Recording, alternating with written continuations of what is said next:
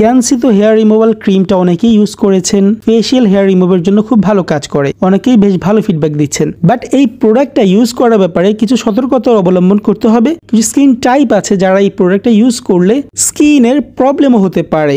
Compare mart সবসময় honest থাকার চেষ্টা করে, কখনোই একটা প্রোডাক্টের শুধু ভালো দিকগুলোই বলে না, বরং খারাপ দিকগুলোও বলার চেষ্টা করে, যাতে কাস্টমাররা সঠিক তথ্যটা পেয়ে রাইট প্রোডাক্টটা ইউজ করতে পারে। কোন কোন স্কিন টাইপ এটা ইউজ করা যাবে না, যাদের স্কিনটা সেন্সিটিভ স্কিন এই প্রোডাক্টটা ইউজ করলে প্রবলেম হতে পারে। যাদের স্কিনটা অনেক বেশি পাতলা এবং ড্যামেজ স্কিন এই প্রোডাক্টটা ইউজ করলে স্কিনটা লালচে হতে পারে, জ্বালা পোড়া করতে পারে। যাদের অতিরিক্ত অ্যালার্জি সমস্যা আছে তারা যদি এই প্রোডাক্টটা ইউজ করে স্কিনটা কালচে হয়ে যেতে পারে, চুলকাতে পারে। তাই এই 3 টাইপ স্কিন হলে আপনারা কখনোই এই প্রোডাক্টটা ইউজ করার রিস্ক নেবেন না। আপনাদের স্কিন যদি নর্মাল হয় তাহলে আপনারা ট্রাই করতে পারেন, যদি স্কিন আগে ইউজ করলে শুট করে থাকে ইউজ করতে পারেন। বাট যদি স্কিনে প্রবলেম থেকে থাকে ইউজ না করাটাই ভালো। সবাই ভালো থাকবেন, একটু কেয়ারফুল থাকবেন। ধন্যবাদ সবাইকে, আল্লাহ হাফেজ।